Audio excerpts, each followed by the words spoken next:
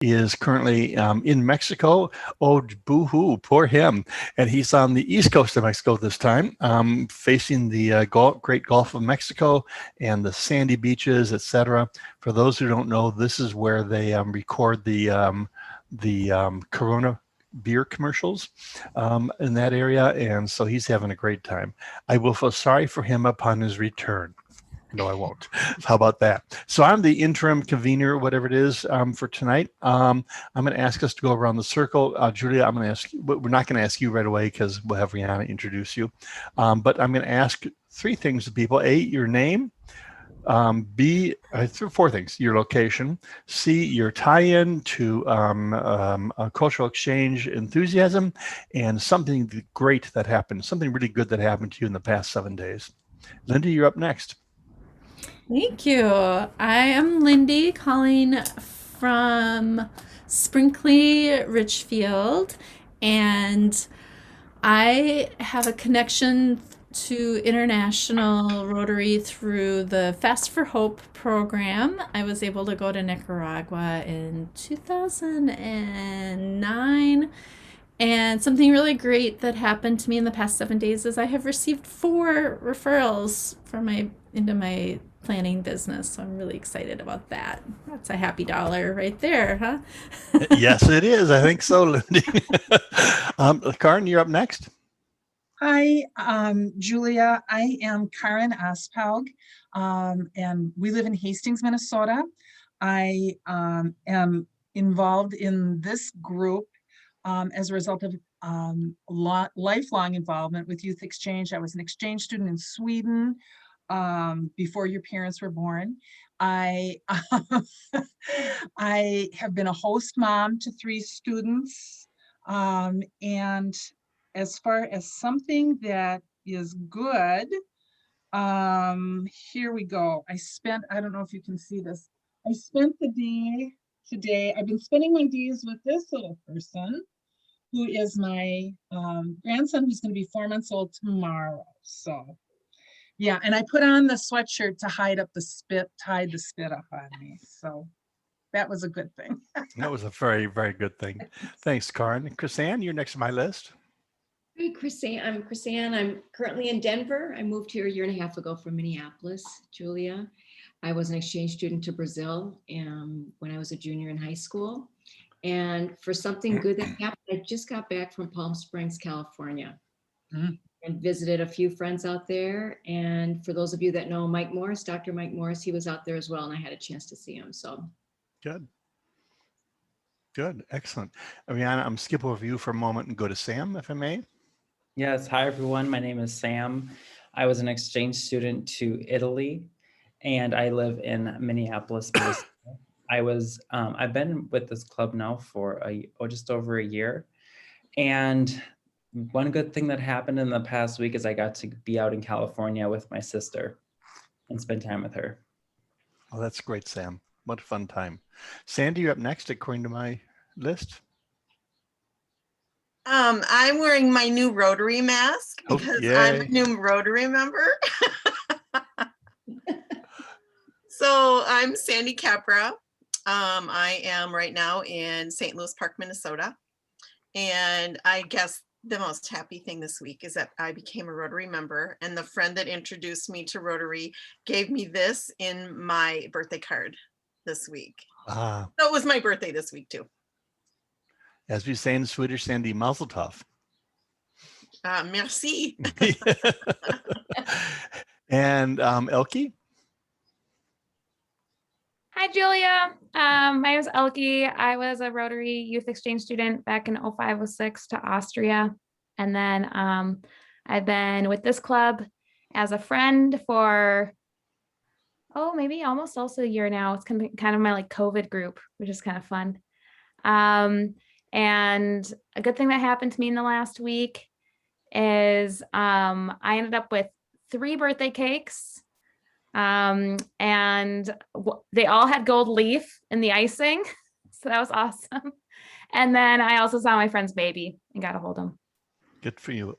Did you receive all 3 birthday cakes on the same day? No, but they were all three the same kind of birthday cake. Okay. Okay. Well, It was a trial of people trying to make up for forgetting my birthday with the same birthday cake. wow. Kirk, are you with us? Okay, I think not. So we're going to go into Rihanna. Oh, Rihanna, can you hold? I'll introduce myself and I'll go to you, okay? I'm Greg White, by the way. The child whom you saw on Karen's cell phone is my godson's son.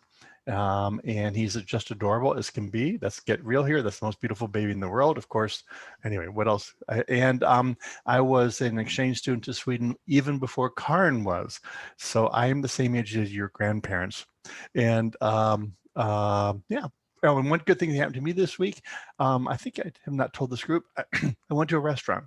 First time in a restaurant in a long, long time. And because my stove did not have a hood, I don't like to cook things like steak here. And I had a steak in a restaurant and that tasted awfully darn good. So obviously I'm not a vegan. Now we'll go to Rihanna.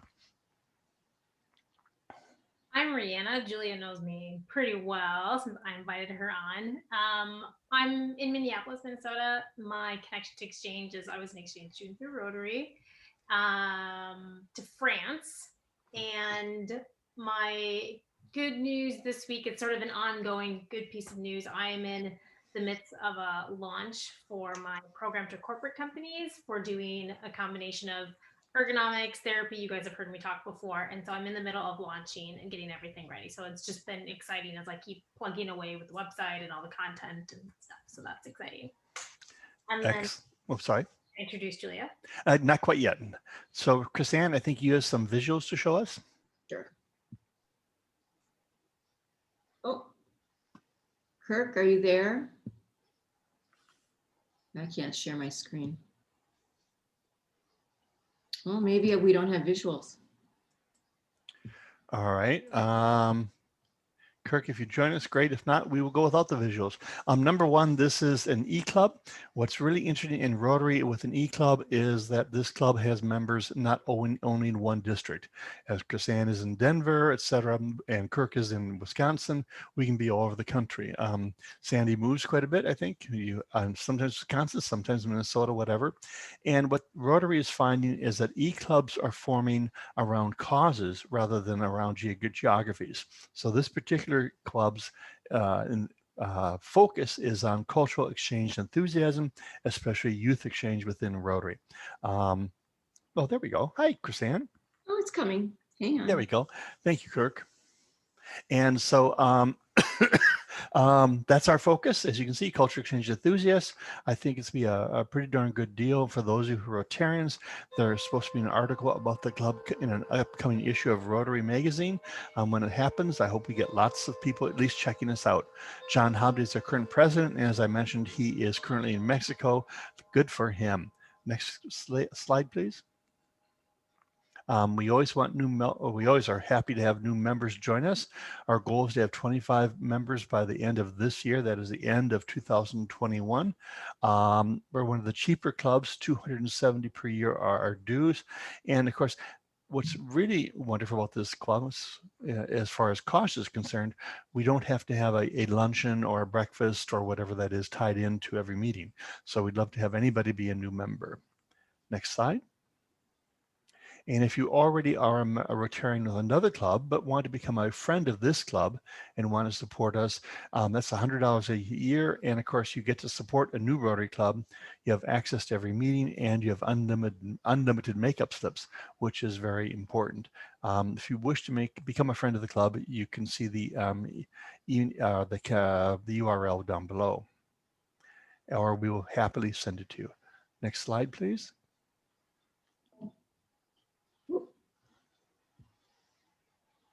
As I said to earlier with Lindy, we're going to have a meeting tomorrow at 12 noon, online meeting. We'll be happy to send you the connection. The planning meetings, we're going to have a butterfly and or pollinator service project. We'll find out some details about it and see if we can apply for it. I think we have to have something pretty concrete if we're going to apply for a Rotary grant, but we'll learn more about that tomorrow at noon. And next week, Robin Coquirt, I don't know how to pronounce that. She is going to have a talk, I think, on Africa Classroom Connection. I actually don't have a whole lot of information on this, but we certainly will learn from Robin next week. And before we go to Julia for tonight, Chris-Ann, do you have an announcement to make? I do, and it goes hand in hand with the article that's going to be in the Rotary magazine soon about this club. They asked John to send a photo of our club, and we don't meet. So John is going to be reaching out to all of us and is suggesting that we get together lunchtime-ish on May 27th for a group photo, if anyone can come around. So you'll get an email from him, I think, tomorrow requesting that. And if you're in the city, if you could take time off of lunch, that would be wonderful. So again, May 27th around lunchtime, just to take a group photo for this article. So there'll be a group live, not a screen caption of us doing. Yeah, he would like, okay. Yeah, that's what they would like if possible. So. Okay, all right, good. Thank you very much. Now, Rihanna, I'm going to call upon you if you could introduce Julia for us. Yeah, so I'm really happy that Julia accepted my invitation. So I know Julia because Julia is a very good friend of Ashley Bennett, and Ashley Bennett is a Rotex buddy of mine. Ashley went to India, I don't know, 2009 maybe, and Ashley is a part of a friend group of a bunch of Rotex friends that I have. And Julia, I got to know through Ashley. So Julia's out in Illinois, and the reason that I thought about Julia for our topic today, or just to come to the club and talk, is because maybe 2 summers ago, myself and Cameron Sorensen, who's was exchange student to Germany, went to Ashley's house in Illinois, and we were having a bunch of drinks out on the patio and late at night, and Julia started to regale us with all these like fascinating things about linguistics from her studies. And you can imagine, 3 Rotex and like a linguistics expert just like drinking and being like, oh my gosh, this is so fascinating. And Cam and I had driven that night all the way over to Chicago to visit Ashley. So we were super tired. It was super late. And we ended up having to tell Julia, we want to keep listening, but we have to stop because we're not going to remember anything. And we're falling asleep and we're really drunk and tired now. So that was sort of the impetus for this. And so I asked Julia if she'd be willing just to kind of go off on a less drunk ramble about all of the funny things about languages, because I knew that we've got a lot of linguists folks here. So that's how I know Julia. I'm going to share with you some of the things about her that I don't know quite as well, so I'm going to refer to my phone. So she has a bachelor's degree in linguistics from the University of Illinois at Urbana-Champaign. She's studied Spanish, French, Turkish, woohoo, me too, dabbled in Russian, Greek, and various native and creole languages. She's worked on research in language and dialect acquisition. Other areas of study include dialect variation and linguistic discrimination. I don't really know what any of that is, so I'm hoping Julia will just kind of like delve into all what this is. And then these days she works for the Water Quality Association, where her linguistic background helps her when working with international clients. And then she continues to explore her love of languages through independent study, songwriting, and fiction writing. So I will hand the floor over to Julia. Thank you. That was a wonderful introduction. I'm so excited to meet all of you. And thank you so much for inviting me along. I consider myself to be a language enthusiast. That was my topic of study in school. My work these days doesn't relate to it quite as directly, but I think we can all agree that it's something that is useful in any business that you end up in, is being able to communicate with people and figure out how to communicate best. So today I'm going to be talking about languages, dialects, social inclusion and exclusion, basically how to talk like a native. So before I do that, I'm going to ask you all a few questions. The first is, do I, as I'm currently speaking right now, sound like a natural native speaker of English? Yes. Could you, from listening to me speak right now, pinpoint where I'm from?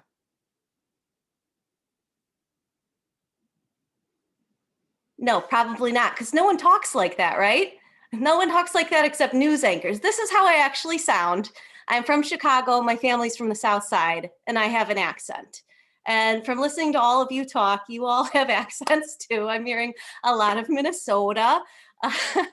Yeah, and particularly on that night when we were talking about linguistics on Ashley's balcony, I remember every time you guys slipped out an oh geez, I was just cracking up. So what I really want to get to is that what I was speaking before is what we call standard American English, which is a standardized dialect. And a standardized dialect is a dialect that no one speaks. You know, and that's what you're learning when you're learning a language in a classroom, is a standardized dialect. So what I like to tell students who are learning a second language or a third language is to get it out of your head that you're going to learn how to speak like a native in a classroom, because you can't. You can't learn that from a book.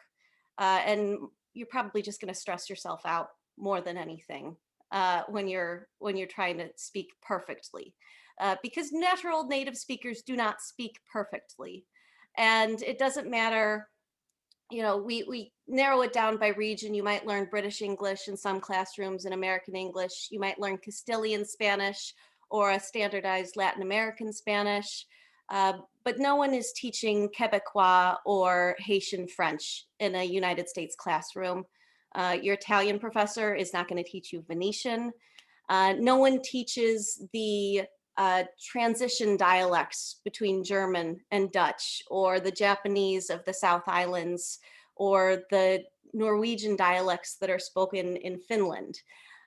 These are the ways that real people in the world speak. And it doesn't matter how hard an ESL student studies English, if they, for some godforsaken reason, decide to go visit Oak Lawn in Chicago and ask someone for directions to 100th Street, they're not going to sound like a native speaker, because a book won't teach you that it's called 100th Street. So speaking like a native is speaking a dialect. And that's what I'm going to talk about today, is how to speak, you know, how we speak dialects, how that relates to who is in or out of a group, and how we use that in our language. So the next question I'm going to pose to all of you, and I'm going to forewarn you, it is 100% a trick question, but just give it a try anyway. Who can tell me the difference between a language and a dialect?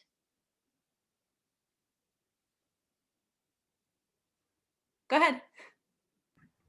So in French, we studied a little bit of like how the French colonized all of its different regions, and they used French as sort of the colonizer language. And then we always talked about dialects as being the regional form of how something was spoken. So dialect was less of like a version of French and more of its own language that just got kind of bastardized, excuse my language, into French. That's how I understand the difference. That is a really common way of looking at it, is looking at it as a broken version or an incorrect version of a language. Okay, I take a try. Yeah. I see it as more like rectangles and squares. So like languages are rectangles and dialects are squares. So all squares are rectangles, but not all rectangles are squares. So all dialects are a form of language, but like, because I would personally see like Senegalese French just as valid and just as much of a language as Parisian French or as the standardized French that we learn in the classroom, but they're each its own dialect. So I don't know if that makes sense. Yeah. Nor do I know if it's correct. So one of the big questions that linguists struggle with is, where do you draw the lines between what's a language and what's a dialect? So German is a really good example of this, because there's no clear line, and the difference between what's German, what's Austrian German, what's Swiss German, it's not well defined. And there are standardized kind of paragon examples of the language, but those paragon examples are very seldom spoken by day-to-day people. There's always some variation. And German and Dutch in particular are part of what's called a dialect continuum.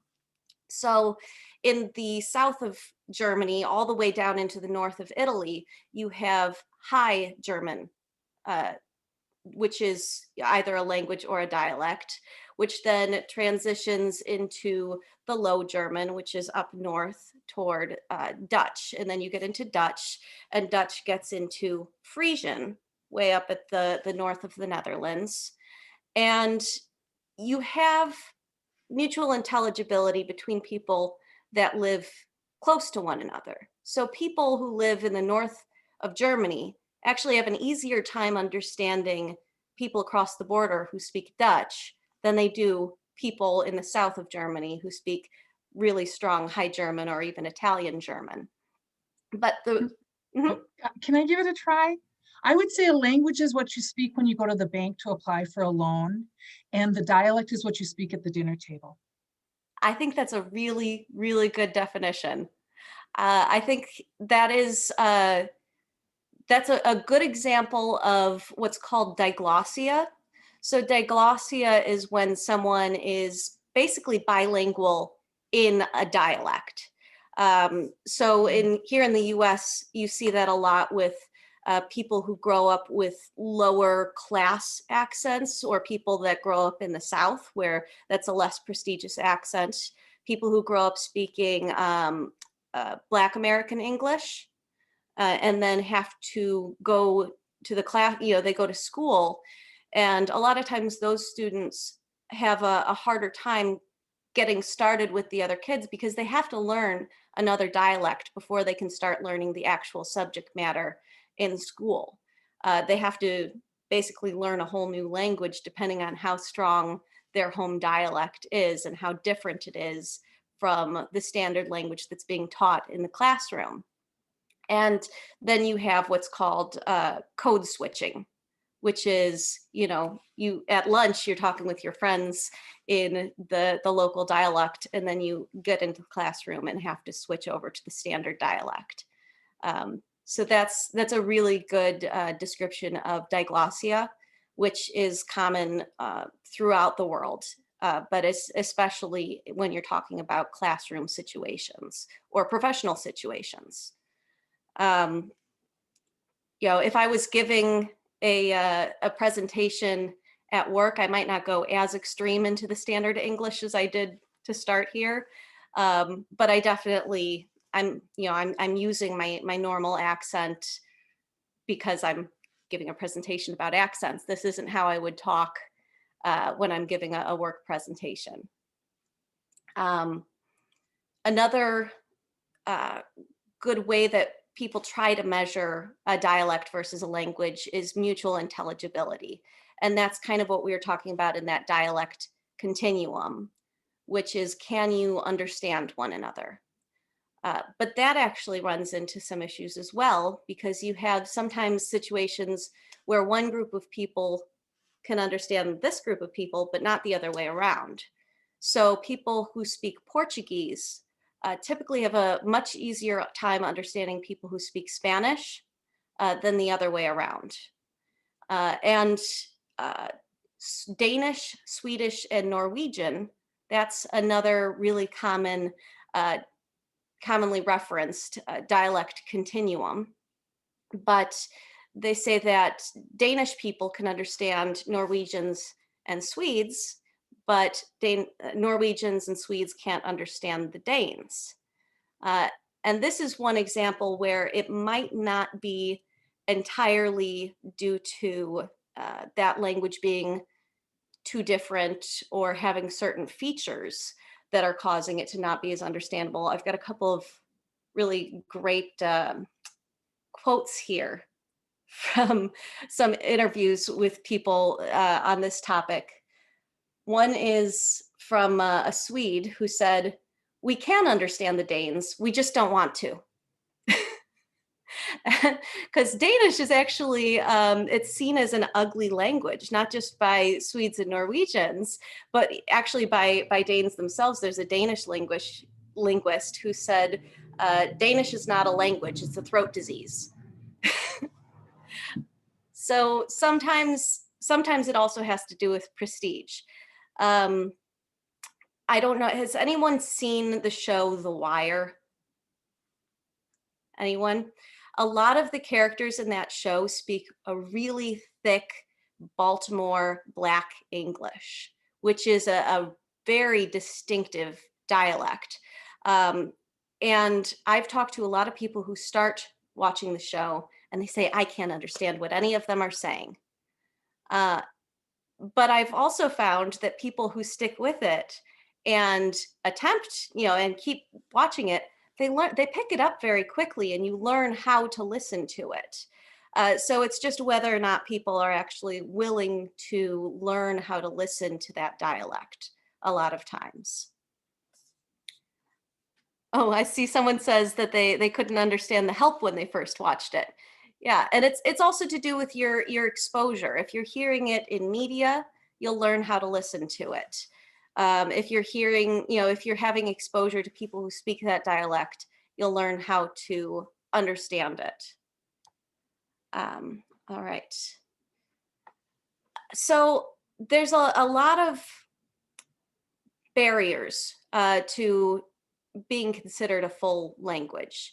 It's like Senegalese French that was brought up. Is that, does that deserve its own distinction as a language, or is it kind of relegated to the lesser status of a dialect of French?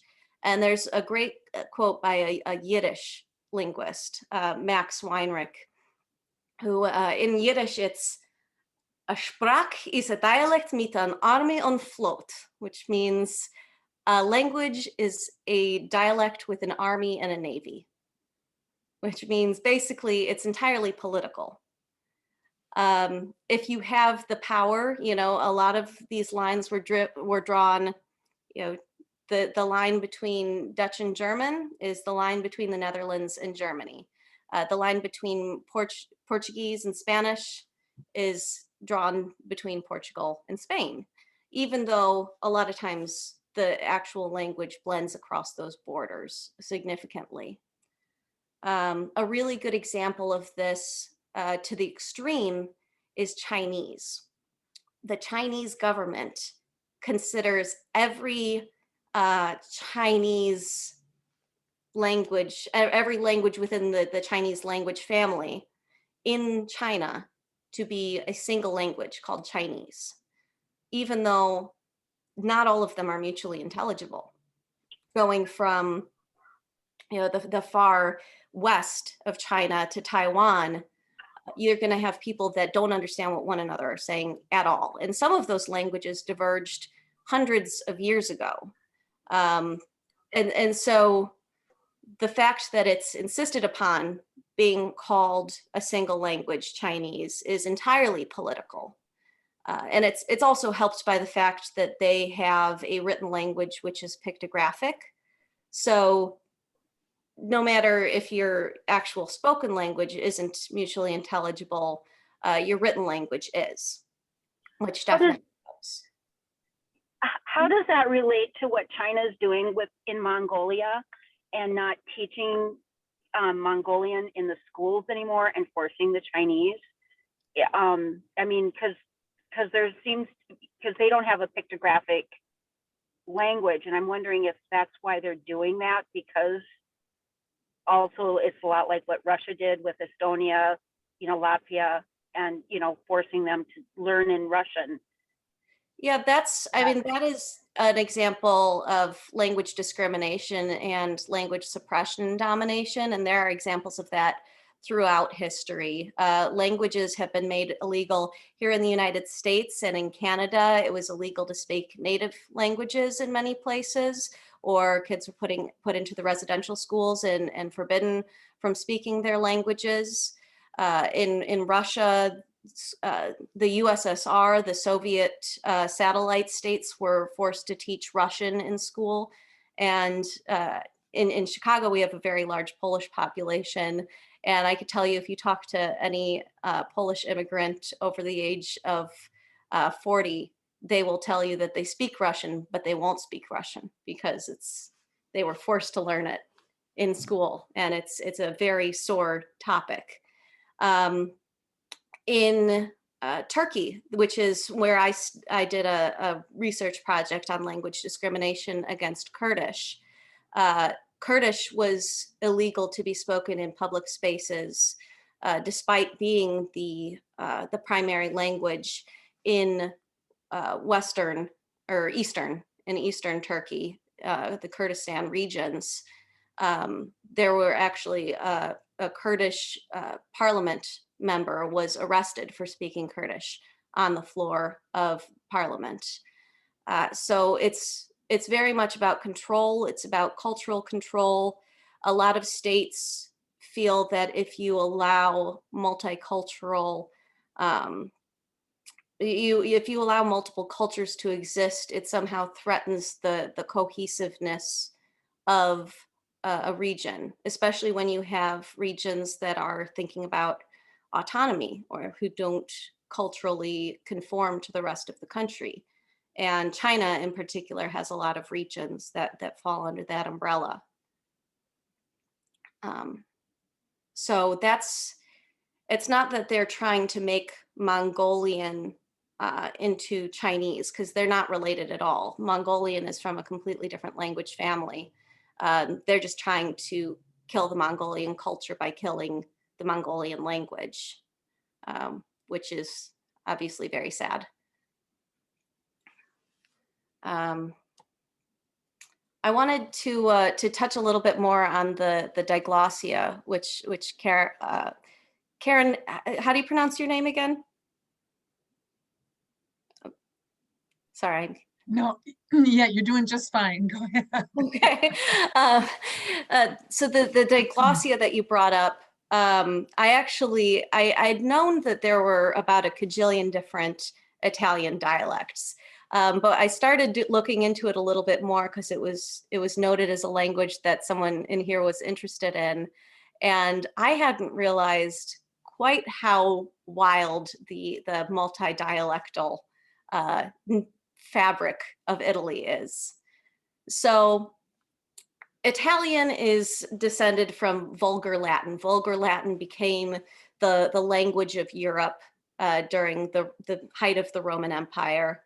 And as the empire declined, different regions were more isolated. They weren't seeing people traveling between regions, and you started having regional languages forming. And in Italy, you have these small provinces, and there wasn't a lot of travel between them. So you have very small pockets of language, all descended directly from Vulgar Latin. So as of the 19th century, there were 13 primary dialect regions, and there's little variations within those, but 13 main languages that were being spoken. And 2.5% of the population spoke Tuscan, which is the language that would become what we think of now as Italian.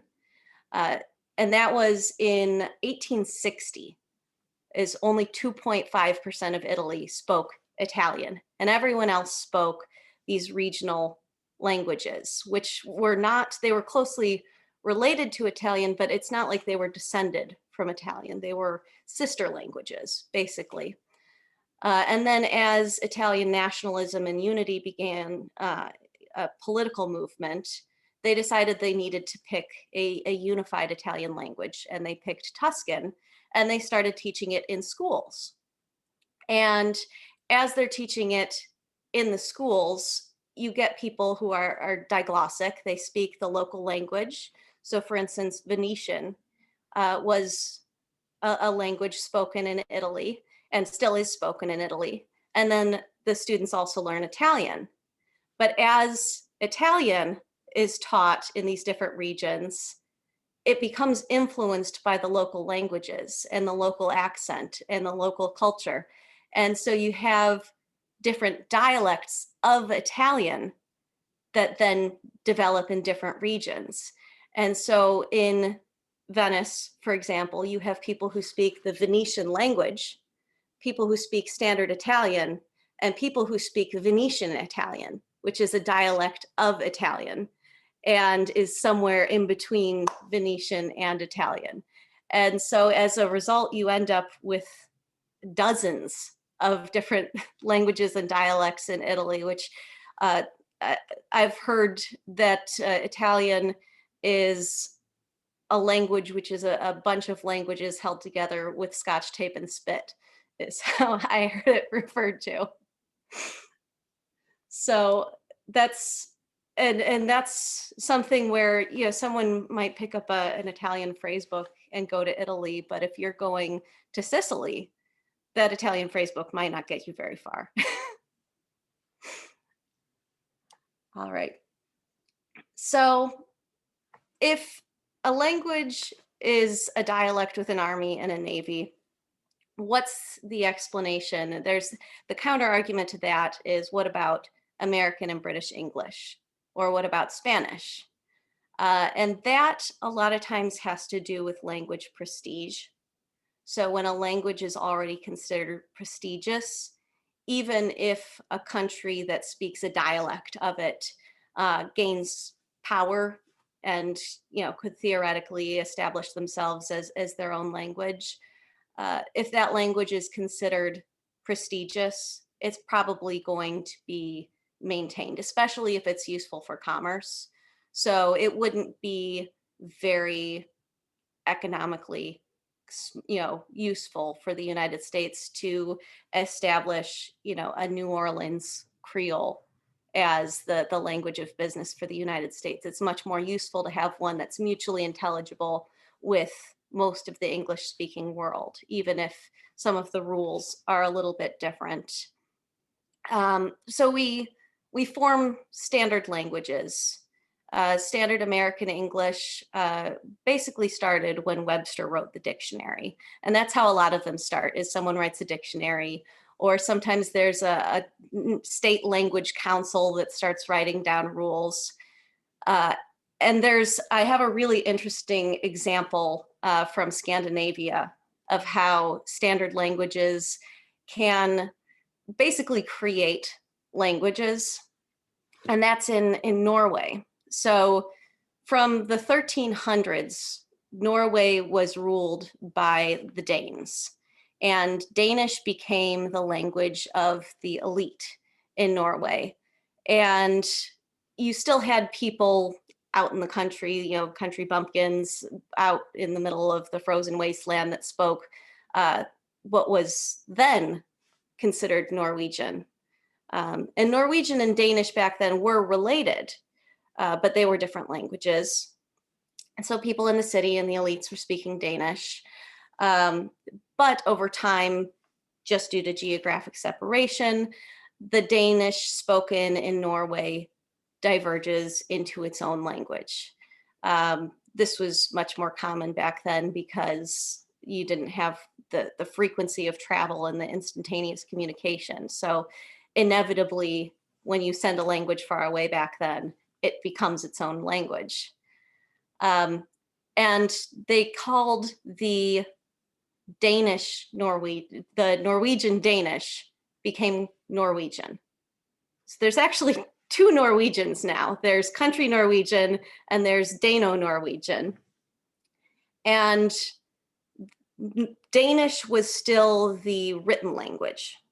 So if you think about, a lot of people have trouble kind of conceptualizing how you could have a different written language and spoken language. But it's not that unusual. If you think about words that are spelled strangely, even in English, the way that we say nation when it's spelled, you know, nation, that's basically what it is to have different spoken and written languages. You just start pronouncing things differently and still writing them the way that they used to be said. All the words that start with KN in English used to be pronounced with the K there. So Danish, they're still writing in Danish. They're pronouncing things in this Dano-Norwegian, and then Norway gets independence, and it starts to have some anti-Danish sentiments. And they decide that they need their own written language. And one group of people establishes bokmål, which is book language, which is basically a transcription of Dano-Norwegian and how they were actually speaking. Another group, who is a little more nationalist, decides that this is way too Danish. And they go out into the boonies and start writing down how these country folk who speak real Norwegian, how they're speaking. And this becomes landsmål, which is the language of the land. And now they've got these two written standards. Only the goal originally was that eventually these two would be merged into one written standard, but it never was. And they're both still the standard written language of Norway. And both of them are taught in schools, which students hate. There was a whole protest where students burned their landsmål books because why do we have to learn how to write landsmål? I think it's a little bit like kids that don't want to learn cursive. And but 20% of the Norwegian population uses landsmål and 80% uses bokmål. And the majority of the population doesn't pronounce it either way. Yeah, it's, you pronounce it however your local region is. And so that's how, trying to create a standardized version of a language gets very messy very quickly.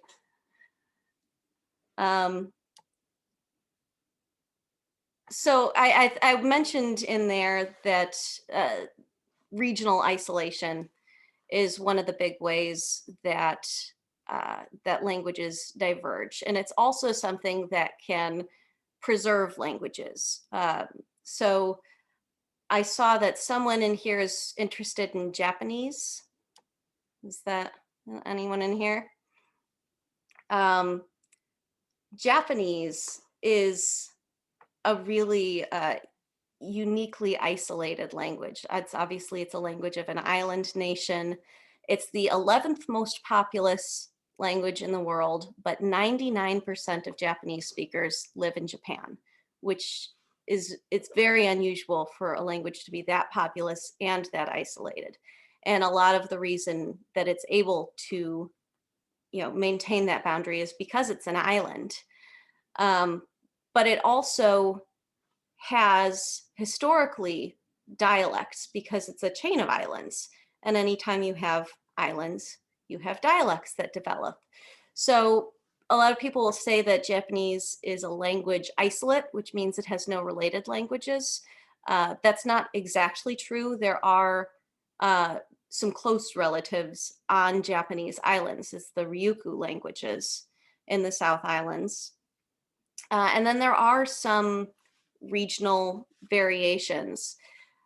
But what's also very interesting about Japanese is that it's a culture that prides itself on conformity and collectivism. It's a highly collective culture.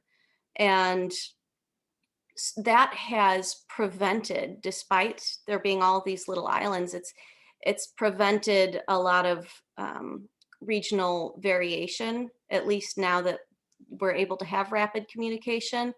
And it's actually led to a lot of dialect death.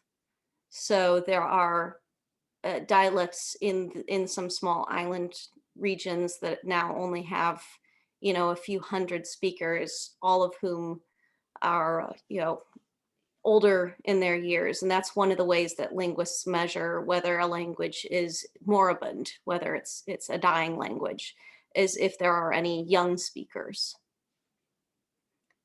So Japanese currently has a lot of moribund dialects. Let's see. Where am I going next? Just trying to follow my own notes, don't mind me.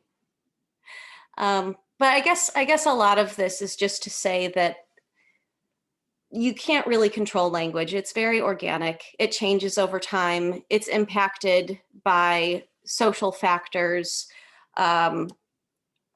When the vulgar Latin was changing, that's a really wonderful example. The way that the Romance languages diverged. It's a really wonderful example of how languages change organically over time.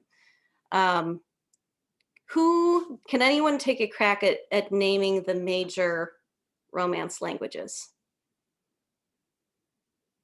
Someone brave, come on. Okay. Spanish, Portuguese, Romanian, Italian. Oh crap. There's 5. You're forgetting the big one. Did I not do Italian? What is it? French. French. French. Yeah, but you did get Romanian, which a lot of people forget because it's kind of the redheaded stepchild. And the reason that it doesn't have any very closely related Romance languages is because the Roman soldiers, they stretched out that far and settled in this area, and other languages moved in between Italy and Romania.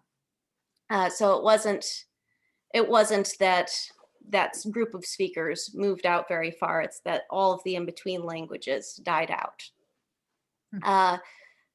French, a lot of people say sounds very different from, compared to Italian and Spanish. And that's mostly due to contact with the Germanic tribes. So a lot of the sounds that you hear in French that don't exist in the others, the throaty R's and those noises, those are Germanic influences. A lot of Spanish was influenced by Arabic. So the Iberian Peninsula was mostly inhabited by Arabic speakers. And I have a great graphic. Let me pull this up real quick of the way that, let's see. I'm gonna share my screen right here. It's a GIF, so you might have to watch through it a couple times. Let me know if you can see it. But you can see Arabic was the primary language, and all of these little regional vulgar Latin descendants pushed down. And then Castilian, which is what we think of as the main Spanish, pushed out the others. I thought that was a really good depiction of how that developed over time. Yeah, can you drop it in the chat, that link? That's super cool. Absolutely. Let me figure out how to stop sharing. There we go. This is just from Wikipedia. Wikipedia has the best graphics for languages.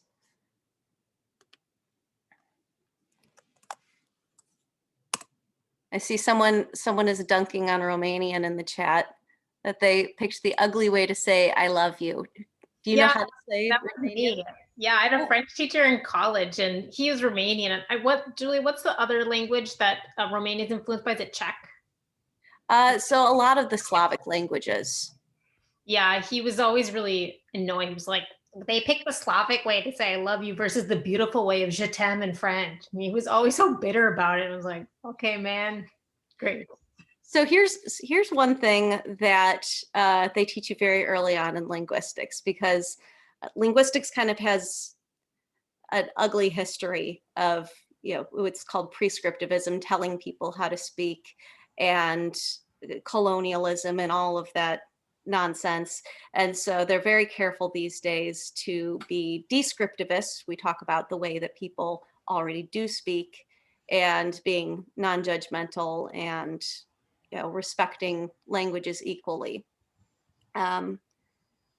A lot of the way that we think, when we think of languages as sounding ugly or sounding beautiful, a lot of times it has very little to do with the actual sounds. There's no reason that the French R should be considered a beautiful sound, but the German ach is considered an ugly guttural sound.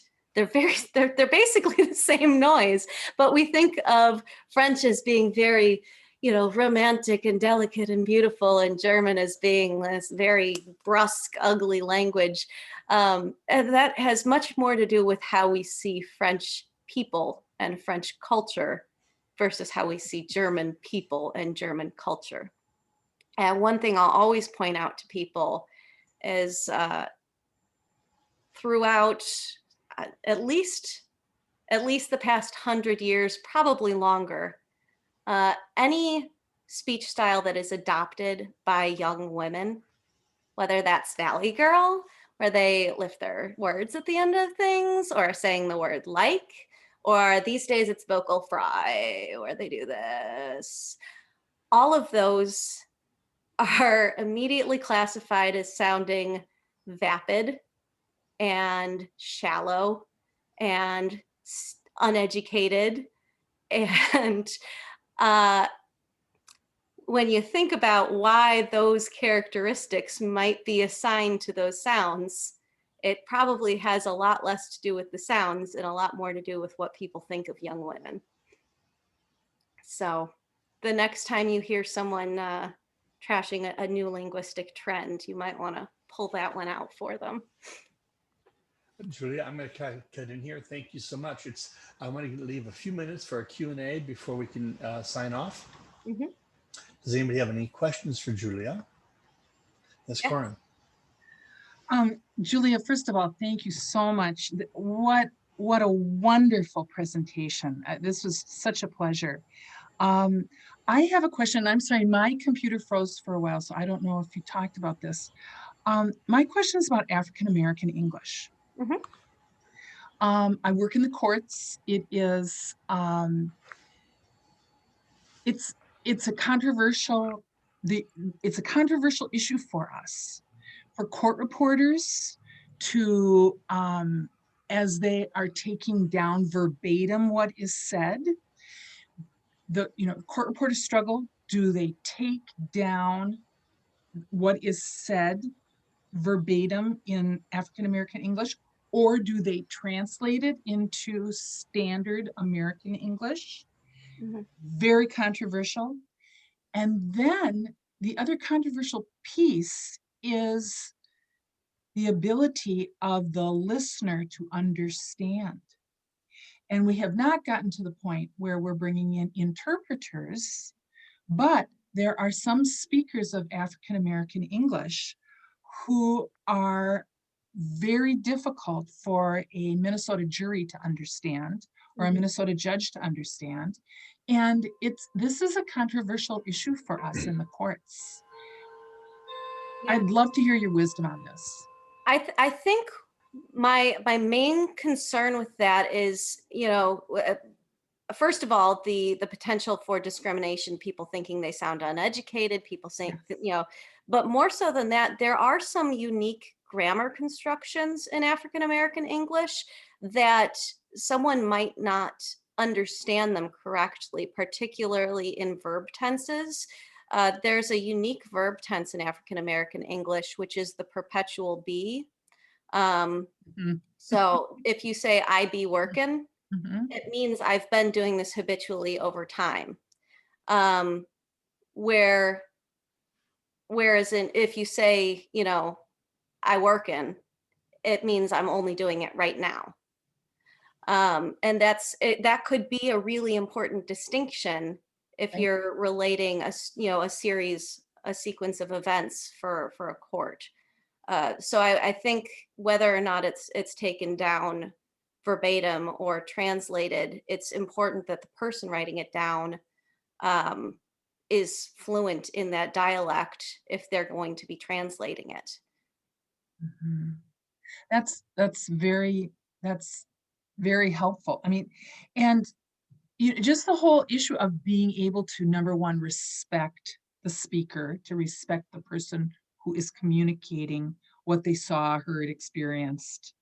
And for the speaker to be able to be understood. I mean, it is fundamental to our justice system. Yeah, And absolutely. I had a case in court within the last year where I had a Liberian party, Mhm. and he came in with a Liberian an interpreter. Mhm. I said, well, what language are you translating? Are you interpreting? He said Liberian English. I said, well, is Liberian English any different from American English? And he said, no, no. But people don't understand him. And so they provided an interpreter to simply restate what this person, the African speaker was saying.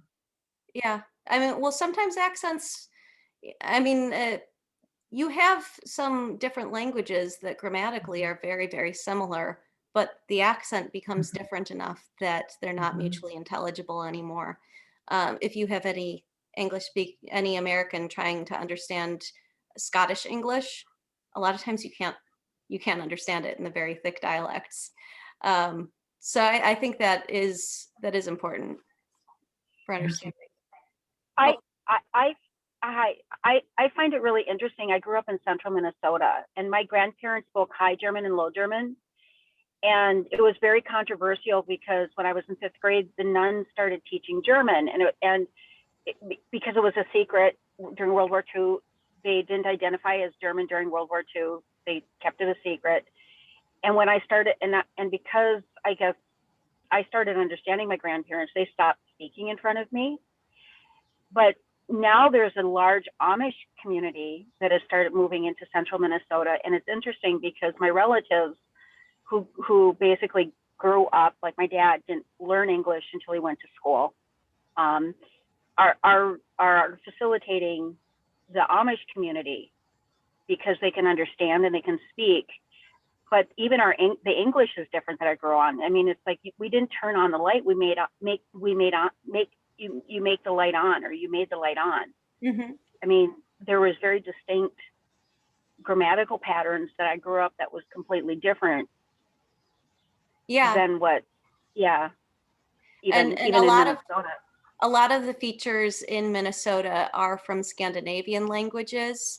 A lot of the features that you see in Pennsylvania and Appalachia are from Pennsylvania Dutch. So you do get those blending effects. Do we have any other questions? Do we want to show your hands? Julia, oh yes, please, Rihanna. Well, I don't have a question, but I just wanted to tell Julia, thank you so much for coming on, because I could have you on for like hours. And I think I'll just have to, once we can like get together, we'll do a virtual version of the balcony.